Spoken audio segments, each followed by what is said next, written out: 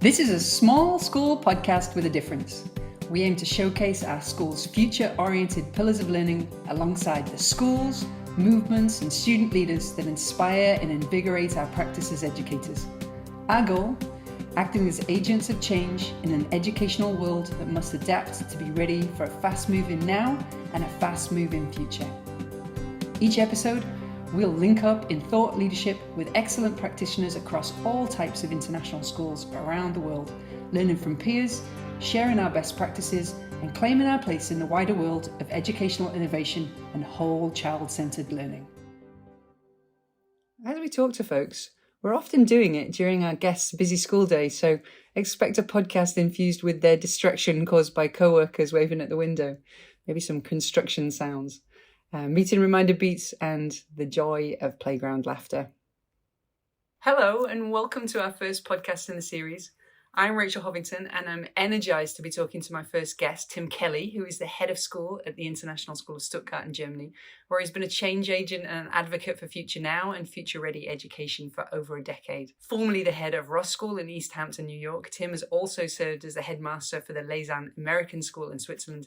He began his career at the Noble and Greenhouse School in Dedham, Massachusetts, USA. Tim has been a thought partner to me and countless other heads of school for many years. He's at the forefront of thinking about what it means to ethically lead an international school and do the right thing for young people to set them up for success in the world. We'll learn a bit more about head and board leadership experience from Tim, but it's important to note that he was an award-winning teacher, as so many of the best heads of school were, and served as a department chair for both the History and Performing Arts department. He's a recipient of a Klingenstein Fellowship on Educational Leadership, has been a prolific and engaging speaker and presenter at international education conferences. I love seeing Tim speak, and he frequently presents in schools throughout Europe, and I'm very lucky to call him a thought partner.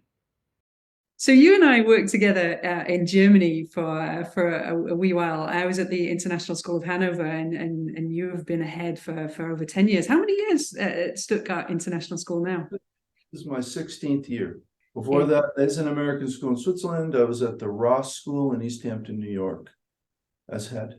And of course, I come from Boston, where I was a teacher and department chair at the Noble and Greenhouse School. International School of Stuttgart is one that many around the world look to.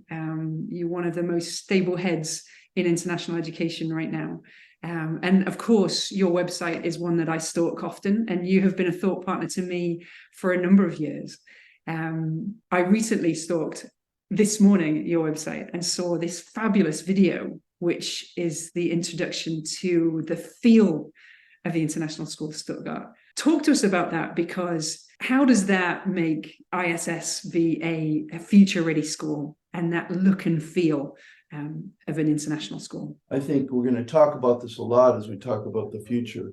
And the future is really all about relationship building in many different realms. And the video, the feeling, as you can see, was working with professionals, but these professionals that we chose are known for working with students. You know, we spent a lot of time talking about student agency and student voice, but essentially these two artists sat down with a group of students and collaboratively developed the script, collaboratively discussed the vision, and collaboratively cast and edited the piece. And it really was a metaphor for where we need to go with education, really, this notion of, yes, giving voice, yes, giving collaboration, but recognizing expertise, recognizing experience, using professionalism to work the group together to produce something was really quite excellent. It really started from a very simple premise, which was forward thinking.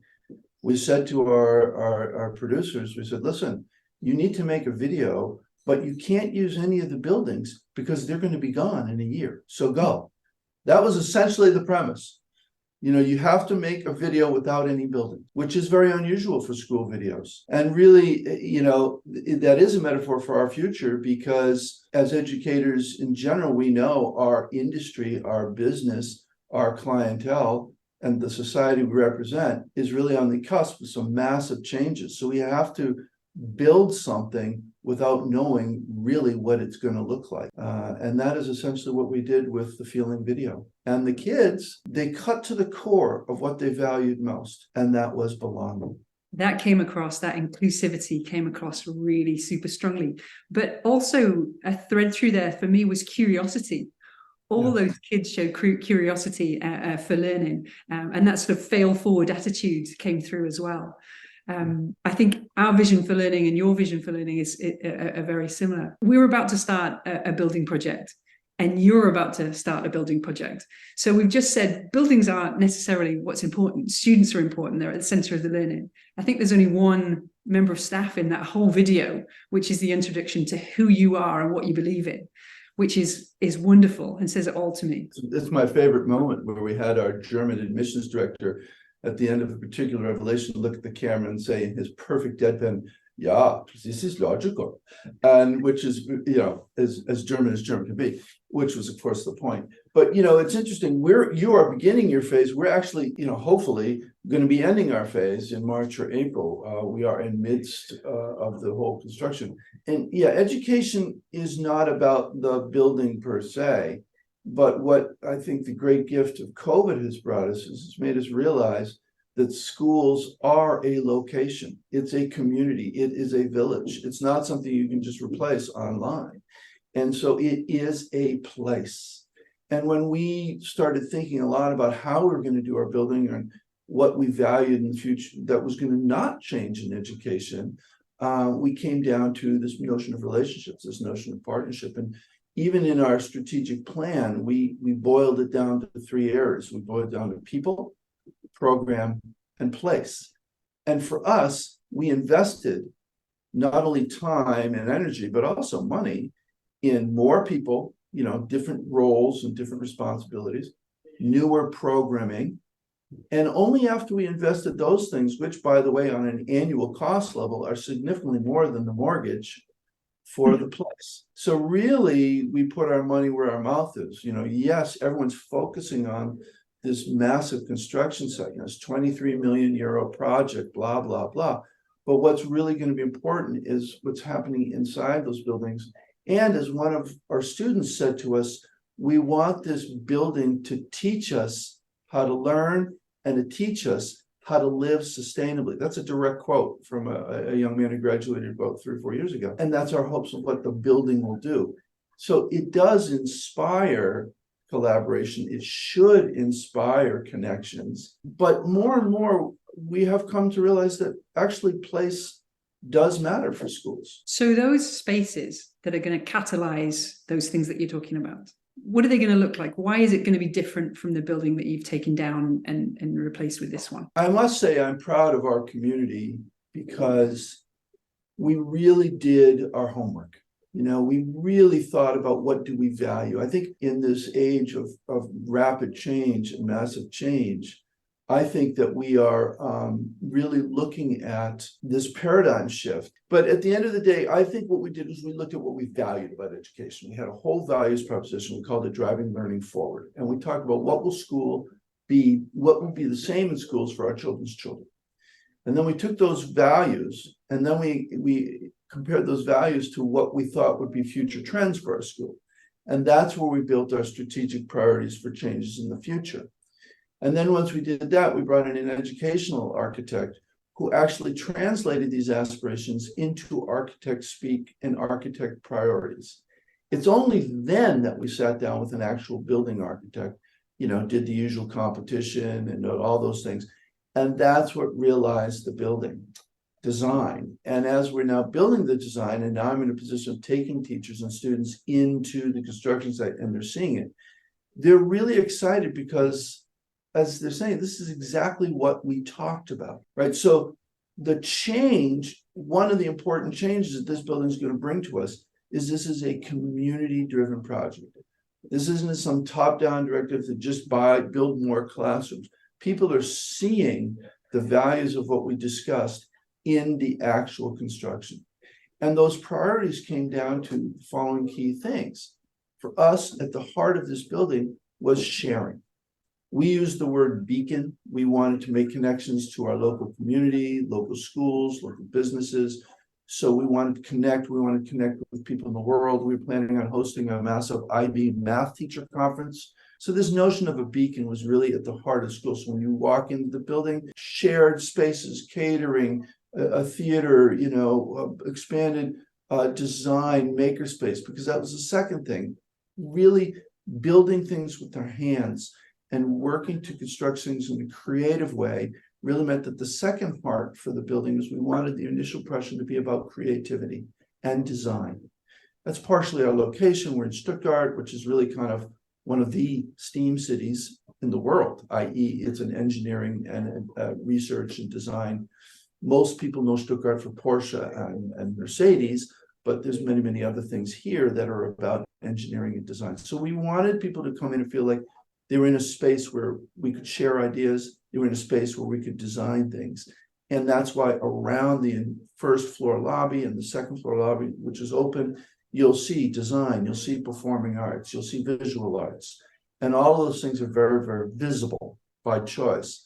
And you have to walk through that to get to the administrative wing for admissions, because we want people, before they even get to the office meeting, to understand what's a priority. So that's the part of the beacon element of collaboration and sharing with the real world that I think is something we felt we wanted to value in the future. And more when you see about student agency and the future of education, they're talking about relevance and connections throughout the world. And we've actually built a building that encourages that, because we created what are called clusters. It's no longer the traditional classrooms. Lots of pull-out space, big space, flexible furniture, team teaching, co-coaching, larger space for projection, smaller spaces for one-on-one, cozy corners, and each cluster has an international theme. So you'll walk into one cluster and it'll feel like Germany. The walls will have the Fachwerk, the beams and whatnot, and it'll have trees in it. In a corner with the arena that it looks like the Schwarzwald. Another cluster is going to be representing our Asian community, and you'll have a Japanese area with bonsai trees and wooden walls, bamboo walls, and an India area with a giant Indian designs in the walls and kind of Indian furniture. And then our other major demographic is America. And so, of course, where do you pick from America? Well, I'm from Boston, so we picked New England, and I don't apologize for it.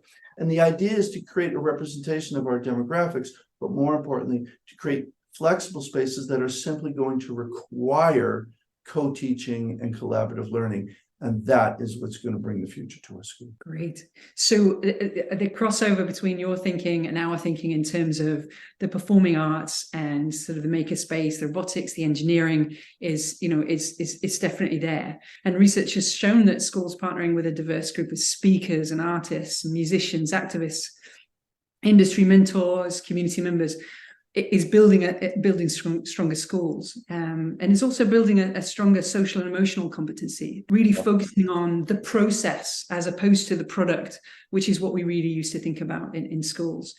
So talk to me a little bit more about how you're doing that in your school. Well, I mean, it's interesting. For me, this notion of the importance of arts in education has been something I've advocated for since 1988, because I happen to be a professional theater artist. I was a designer and a director for many years, and then I moved into education. Ironically, I also paid for my college education by being an ice hockey player. So I'm an ice hockey theater guy. There's not many of us.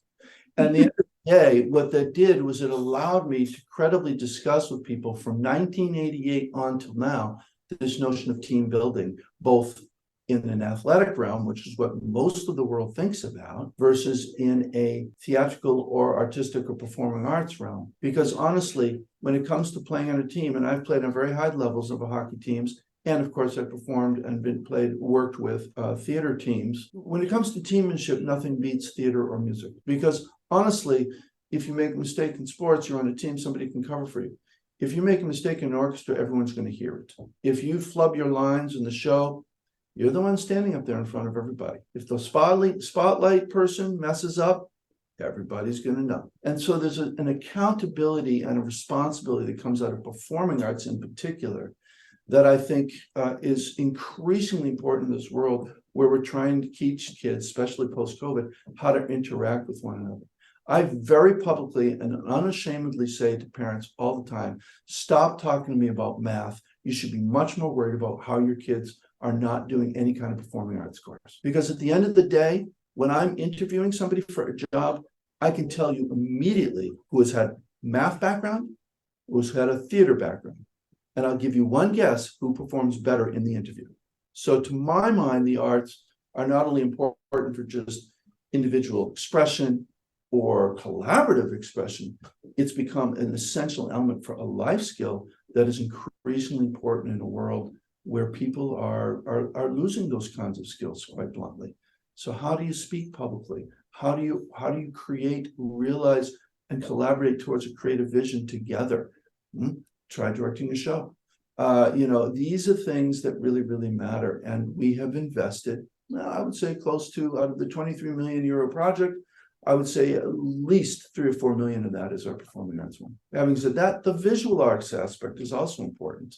And it's all throughout the school. And it just reinforces the notion of expression, not being afraid to express oneself, not being afraid to share oneself, having the confidence of sharing yourself. So visual arts is also essential, which is why the whole first floor above this lobby is a massive gallery of visual art. So that people can understand we respect teamwork, collaborative creativity, but we also expect kind of individual creativity and confidence. So you are mirroring some of the ways of speaking that I am used to speaking in international education. So you and I are lucky enough to work with some amazing other heads of school. You're the board chair for ECIS, which is the Educational Collaborative of International Schools. I'm on the board of AISH, the Academy for International School Heads. I just got back from Dublin looking at the next 10 years for AISH and what does that mean and how can we get heads talking to one another and collaborating in a network like we never had before. You and I worked on the Association of International Schools in Germany. What we've been talking about is great schools, right? There are plenty of great thinkers out there that are thinking about great schools.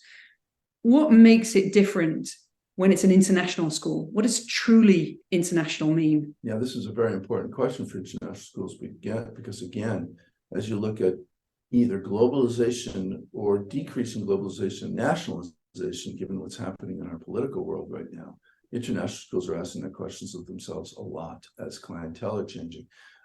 Interestingly, here at Stuttgart, we have seen an increase in international students, i.e.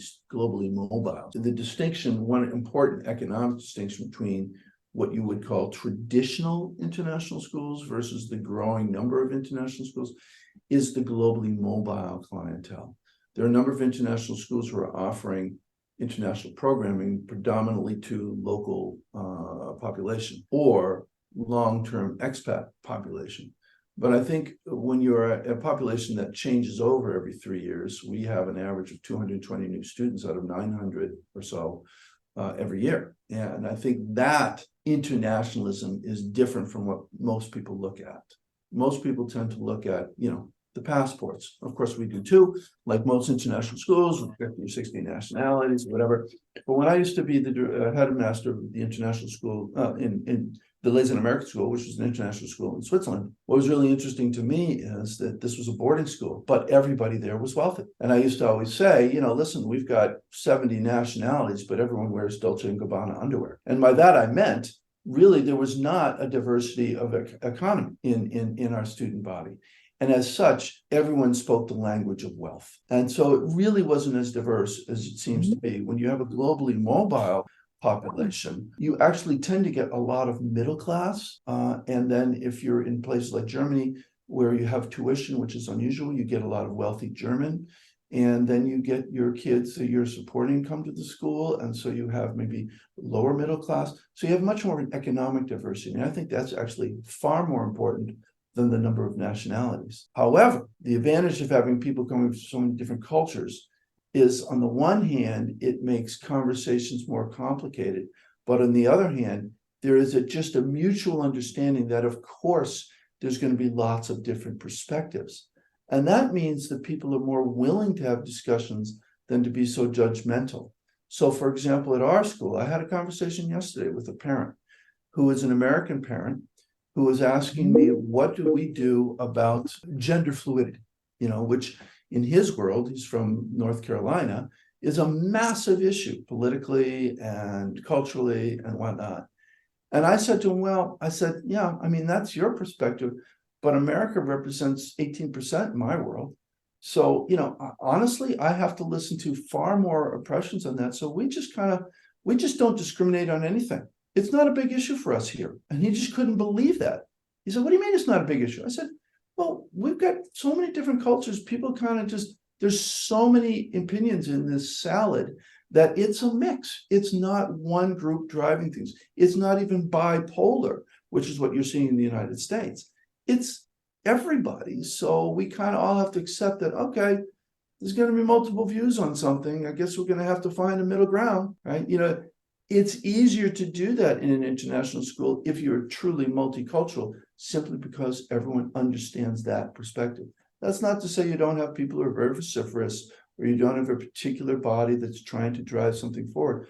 But at the end of the day, if you say to somebody, listen, I got 30 or 40 massive cultures here, and they all have different opinions on something, which one are you picking? They kind of get it. Oh, it's complicated. And it is. So I think the best international schools actually create that culture of it's okay to discuss and okay to converse. And that is what is desperately needed in our world right now.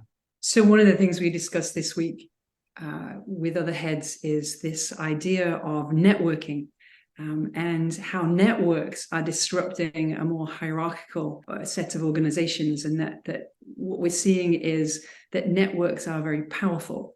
Are you seeing networks of parents or networks of international educators which are disrupting the system? I was actually thinking about it more in a positive way, and tying into what we talked about earlier, where networks can empower students to connect and teachers to connect, and you mentioned earlier heads to connect. But can networks disrupt the system? Of course they could. You see a lot of political networking happening in certain countries that are demonizing educational leaders, teachers, programs. And that's the worst negativity, because that's going against the very notion of what I said earlier, this notion that you have to be open-minded in a very diverse world. You can ignore diversity in the world, or you can stick your head in the sand about the diversity in the world, but that means you don't understand the world. And unfortunately, it's becoming popular and accepted to deliberately not understand something. We've heard about alternative facts and all this other nonsense that's out there. How can people look at a very clear incident with reams and reams and reams of evidence and deny it, but accept a tweet as truth? A system, a network, whether it's Twitter or whether it's knowing people or knowing a group of people, really has to be used in a specific way, in my opinion. And I think we get caught up too often in the negativity of some networks, whether it's political parties, a particular form of media networking, or etc. But for me, network in education is really about collaborating between professionals. So I think it's imperative for schools to be bringing in corporate people, research people, university people, because really universities have to change, and they're the ones who are changing the last. I think those kind of networks are really crucial to establish the future of learning. And students want that. Students want to know that their learning matters. Nothing drives a student, and that includes all of us when we were students, batty, than to think you're learning something you're never going to use for the rest of your life. I kind of was semi-critical of math earlier, not that I was critical of math, but I was, math is an essential language. People tend to think of it as a product. It's not, it's a language, it's a way of thinking, it's a way of learning. And we always categorize math as a language here at our school. It needs to be continuous. You have to understand rules of grammar. These are all things that are important with math. But too often kids think of math as something I'm never going to use. Well, when you get to certain higher levels of math, that may be true, but the notion of thinking and understanding language math is essential for your future learning. If kids don't understand the relevance, then it's useless to them. And that's where networks need to come in my opinion. Unfortunately, there's networks out there that are espousing the opposite of truth, or absolutely celebrating ignorance, ignoring history. Those are the negative sides of things. And I think we tend to focus too much on that. But education really needs to focus on how can you get our kids talking to university professors about, climate change, or anyone who denies climate change is ridiculous. It's obvious. It's like denying you're breathing air. It's change. You can get into the causes of climate change as a political discussion, but why not network about it and get actual expertise? We talked very earlier about that notion of the video we developed here at ISS, because you're working with experts. why wouldn't we want to espouse a network that gets our kids working with experts in whatever? I'm really glad you've made that connection, because all the time you were talking now, I was thinking back to one of my earlier questions, which is this sort of, the research has shown that partnering with diverse groups is going to get us into the future. So James MacDonald shared with us. James MacDonald is the head at the International School of Brussels. So I had the privilege of being in a presentation that he gave at the beginning of our strategic planning for AISH, and he shared that a growing number of students are rejecting Ivy League universities. They may have absolute 100% capability to go to Harvard or to Oxford, but are rejecting even an application because they want to go to colleges like UBC and NYU. They want to go to UCL in London because they feel there is something that connects with their international school education, something about that's unashamedly idealistic, to use your words, about going out into the world and making it a better place. That they're seeing that the Supreme Court in the United States is, there are Harvard grads there, but maybe they're not making decisions which have the wider social benefits. Are you seeing that kind of change in your students as they're leaving Stuttgart? I am very worried about the demise of character and ethics in our leadership in the world. And I'm worried about it because I think it's modeling to students who will be future leaders the wrong form of leadership. As we see the rise of authority, you can say I'm being political or whatever. I'm not. I'm speaking as an educator. But when you see the rise of authoritarianism, when you see the absolute embracing of things in bad character, embracing bad character, you really have to wonder, what are you thinking for the future of the students? When you talk about particular leaders out there, whoever you are, whether you're in Russia, whether you're in Turkey, whether you're in the United States, can you imagine if the former president, Donald Trump, was the head of the school? How long do you think he would last?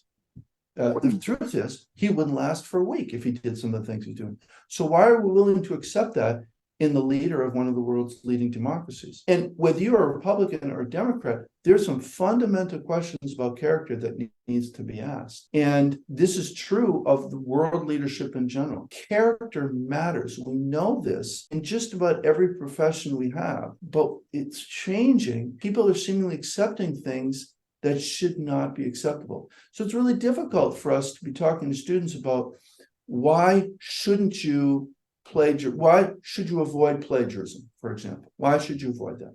8 years ago, a very prominent politician here in Germany, Herr von Gutenberg, actually lost his position as foreign minister because when he was in college, he plagiarized an essay.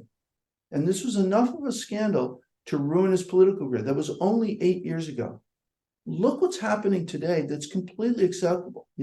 How is it, quite bluntly, the House of Representatives of the United States can consider a man with over 90 felony counts to be a Speaker of a House? Germany won't even accept Herr von Gutenberg. These are questions that need to be asked, regardless of what political side of the fence you're on. So character, to my mind, is really in question right now. And when I talk to our networks, people are concerned about that. And they're concerned about what kids are learning. And on the real world, you're seeing people with a lot of power doing that very thing. So what are we teaching our students? And I think that the future-ready schools out there have to have a very clear platform for ethical behavior and character. The students we talk to here want that. They want some guidance. They want accountability. Nothing drives a student more crazy than a teacher says, you missed a deadline, here's an F, right? And yet that teacher takes 3 or 4 weeks getting things back to the student. That kind of hypocrisy is what's got to change. And I'm picking on teachers. The same is true of an administrator. If I tell teachers they need to be on time and then I show up late to work, what are we saying there? And students want that. And the example here is when we were having conversations about phones, which are not inherently evil, but phones are becoming such a focus for us. We're seeing all kinds of challenging behaviors coming from adults and students, inability to socialize, physical problems with neck, hands, all kinds of things. So we simply just said, hey, Why don't we just say, let's just all accept the fact we're not going to use our phones from 8 to 3:30. Do you know how many phones? I talked to the kids. We said, what is it about you that says you can't put a phone away for 6 or 7 hours of your day? Are you thinking that's the phone's problem? Or is that your problem? We're suggesting you should talk to one another. Is that so bad? Do you know how many complaints I've gotten from the kids on this? 1. And we have taken away maybe 10 phones in the last 8 weeks. The kids want to know that doing the right thing is right. Absolutely. And that's why they're the leaders. I see huge potential in this generation to go out and make it a better place, the world a better place, because this is really what they're thinking. And underestimating them, I think, is a bad idea.